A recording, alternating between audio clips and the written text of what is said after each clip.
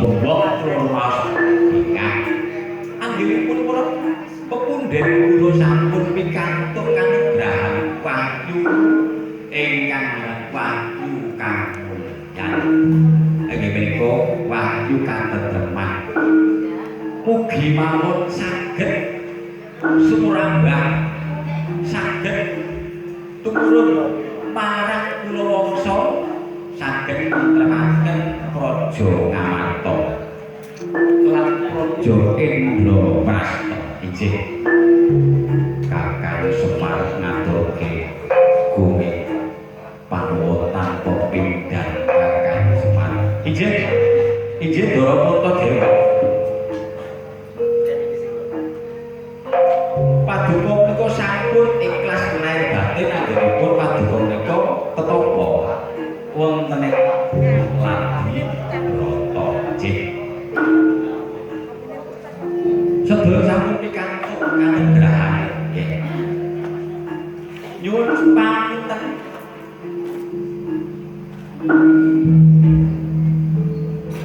rawuhipun sinuwun Prabu Ndorowati kula ngaturaken salam taklim kula pangabekti kula mugi kunjuk Kakang Semar nggih ya wis tak tampa Kakang Semar lah kadingane lah kok jenengan kok derek wonten mriki kados pundi iya Kakang Semar anggonku mau arep tracak marang angger-angger anggonku arep mlebu marang guwa panguripan sendal panguripan aku kena pajuban Kakang Semar kena pajuban kena siku dendane kang gawe jagat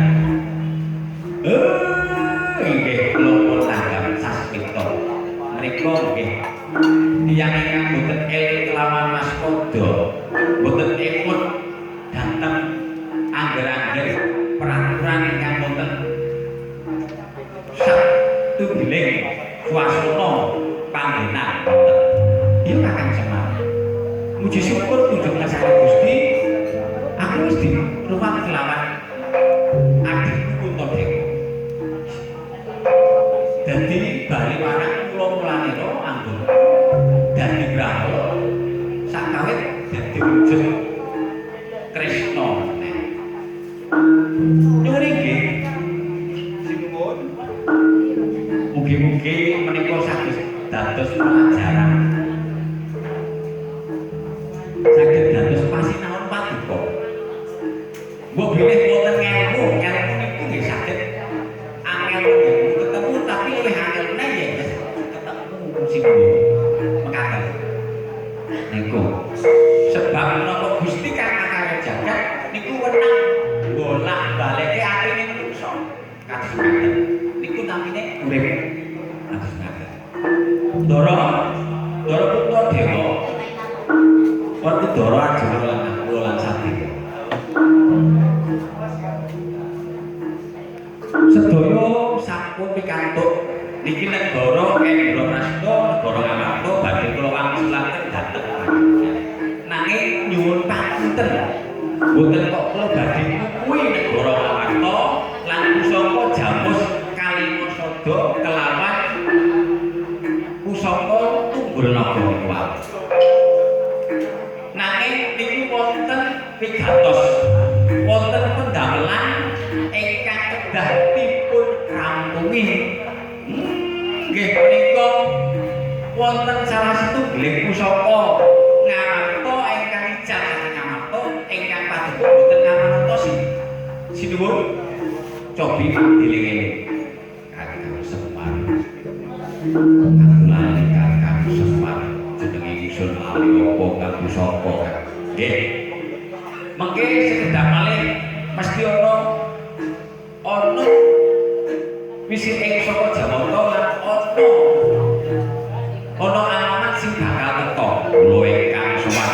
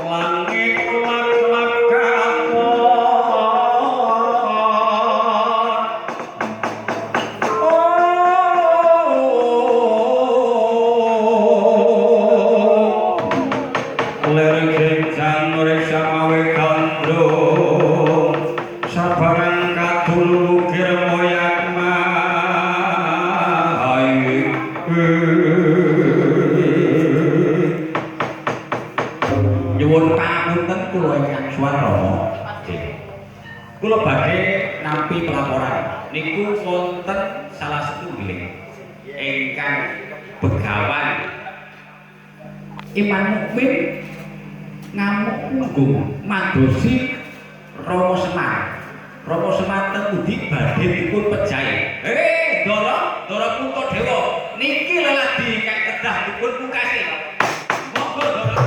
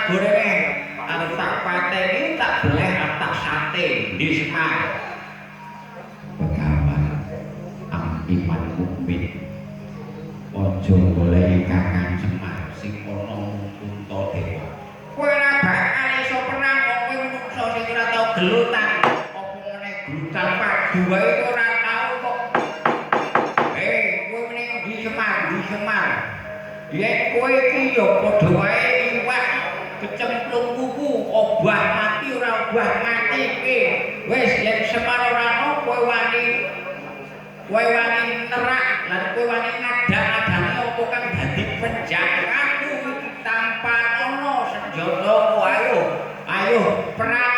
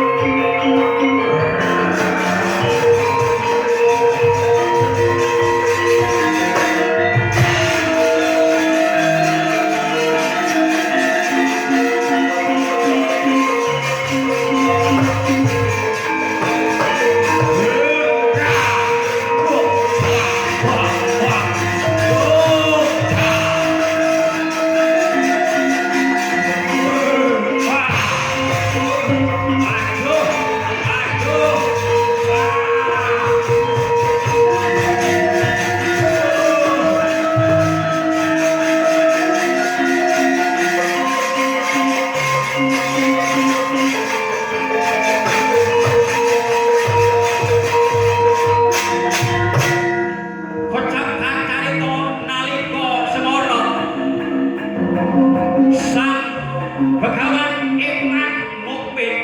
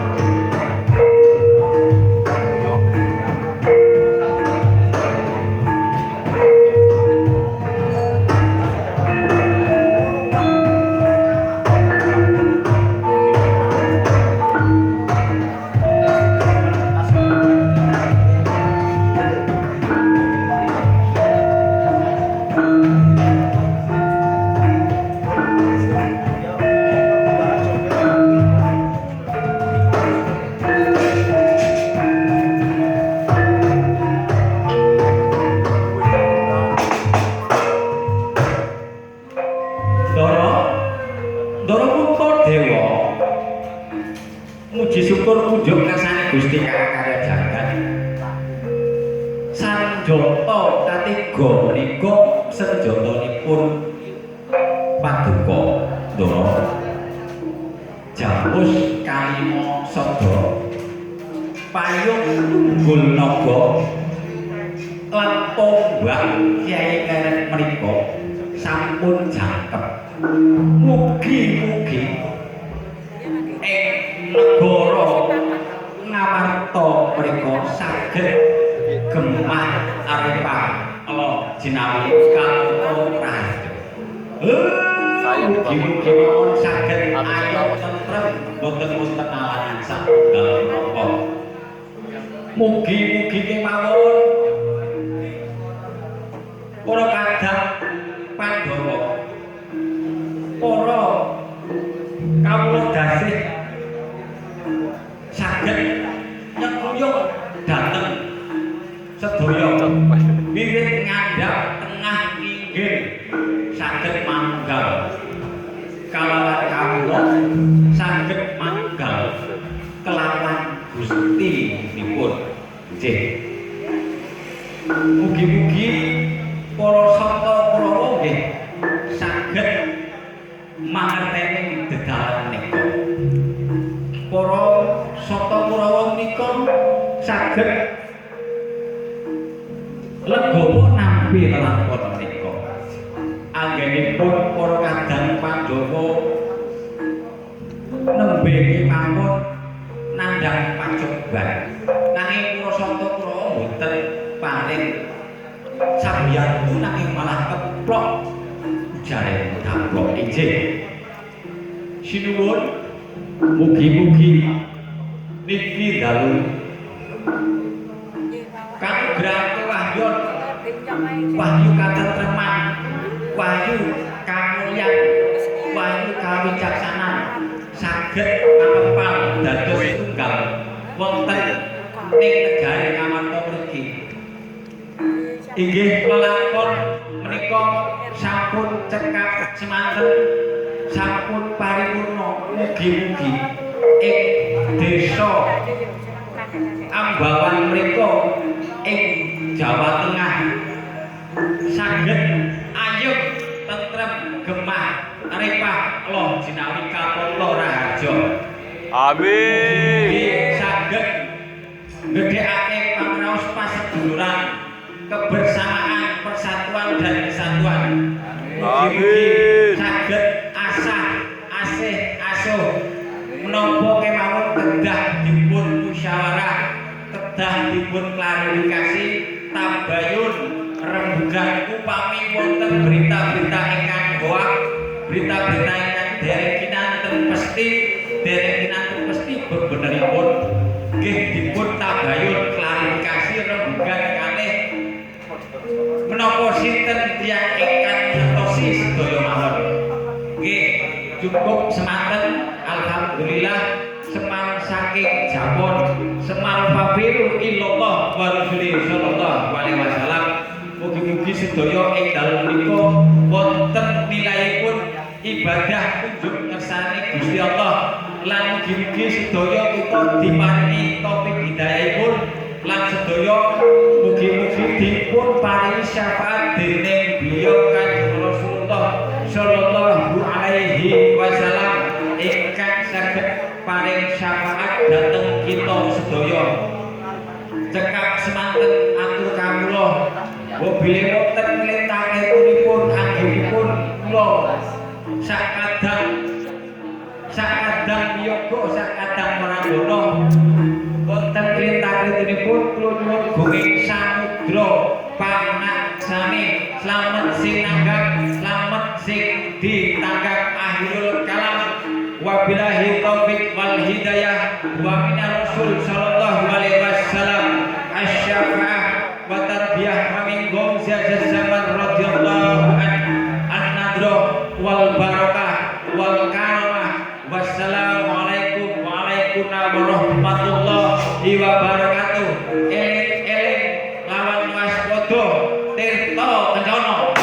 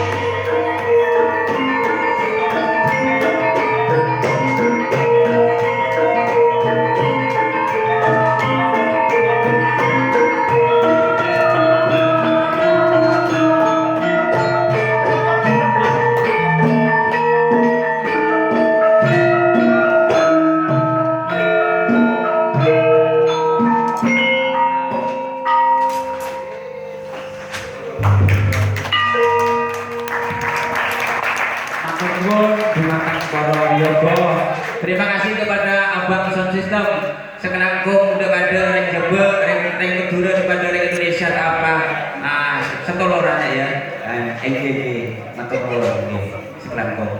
Anu panitia terima kasih nggih. Alhamdulillah barokah barokah.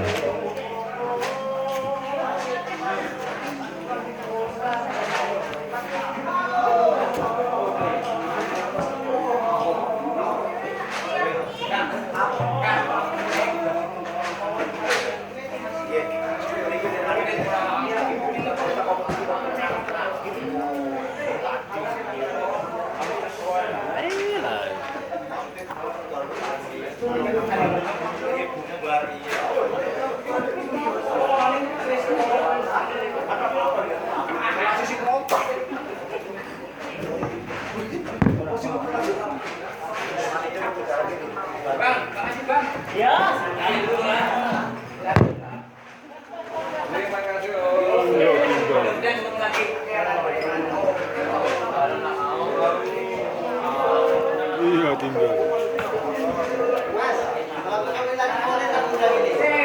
Boleh.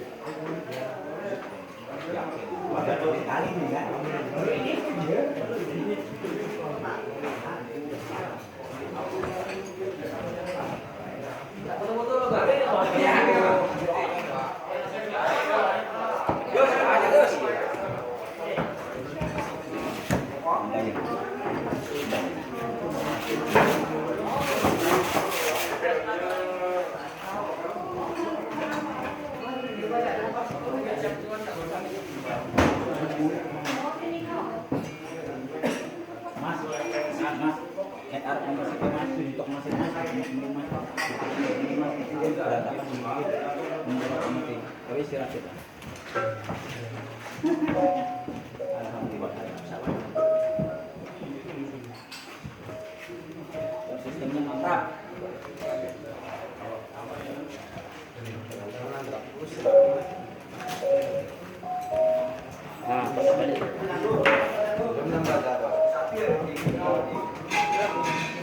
Kan bunyi sih.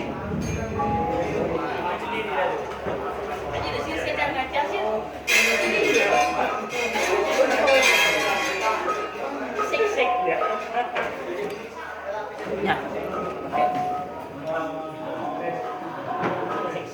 Bang suaranya. Enggak coba ya, tengok. Cocok ya.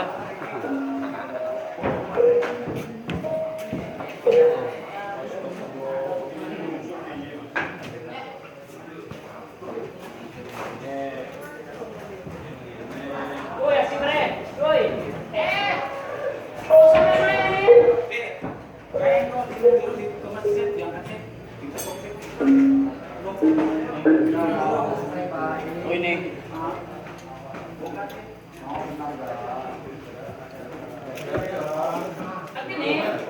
Mati.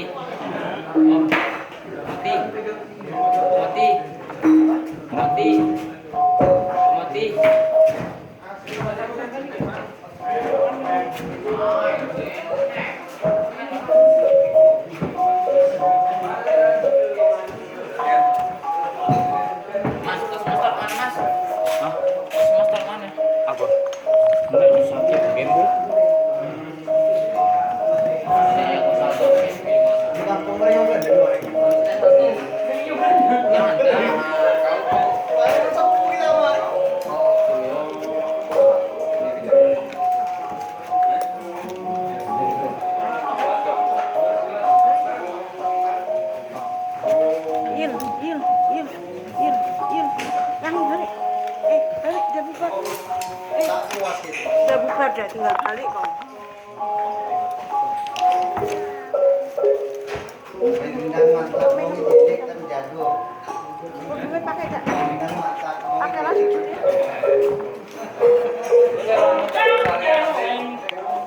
Pakai kan, sendal kan, sendal.